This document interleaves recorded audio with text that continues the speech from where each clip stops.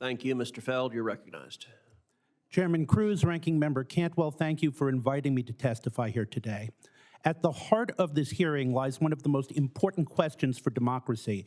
When does the normal functioning of a federal agency cross the line into impermissible coercion? When does the bully pulpit become jawboning? This clearly depends on context. It would be a shame if something happened to your business sounds very different coming from an insurance broker than from a mobster. The Supreme Court has provided us with some guidance.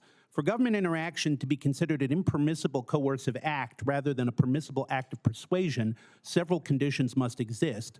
First, it must be a government contact, not interaction between private citizens or advocacy groups. Research by academics, calls by advocates to boycott companies or products can never, under the First Amendment, qualify as jawboning. To the contrary, such activities are political speech the First Amendment protects from government retaliation. Second, the government agency or official must have actual power to punish or reward the speaker. And finally, there must be sufficient evidence that the government agency or official has genuine intent to use that power. It is the uncertainty around the last two criteria that often make it difficult to tell when permissible persuasion and use of the bully pulpit cross the line. Unfortunately, whatever one thinks happened in the past, we live in a present that leaves no doubt that jawboning is occurring regularly. And whatever one's political party, members of Congress must join together to protect the fundamental freedom of speech to which our democracy depends. To illustrate my point, I want to contrast the first Trump administration with today. President Trump is a master of the bully pulpit. During his first administration, he would complain about what he felt was one-sided news coverage or unfair mockery. He called for NBC to lose its license, but then FCC Chair Ajit Pai took no action on these threats. When asked, Pai would point to John F. Kennedy calling his FCC chair, Newt Minow, to demand similar punishment of his critics.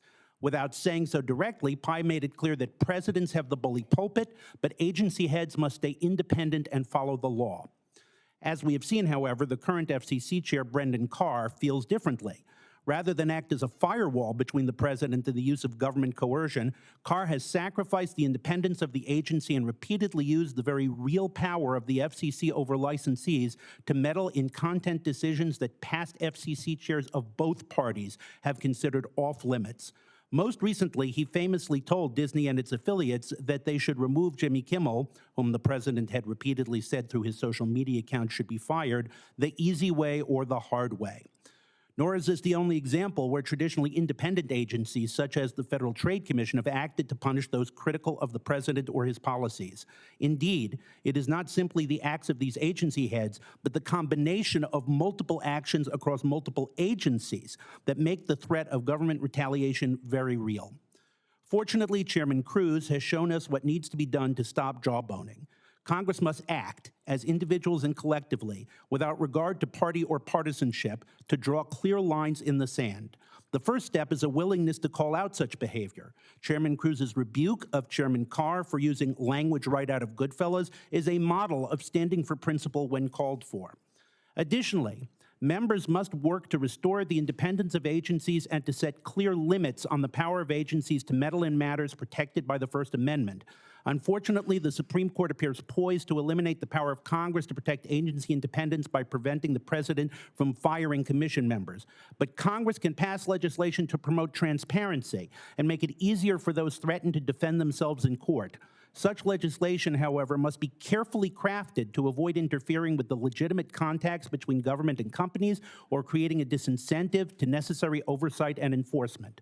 Finally, Congress must address the concentration of ownership in both legacy media and digital platforms.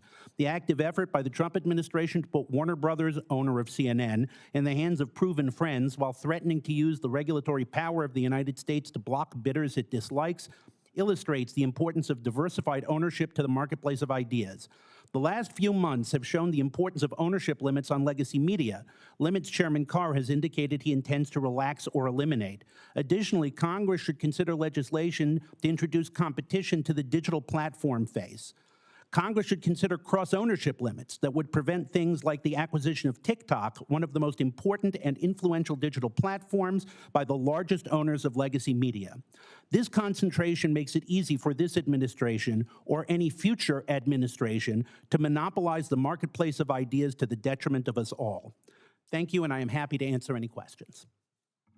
Thank you, Mr. Feld, and thank you to each of the witnesses for being here today.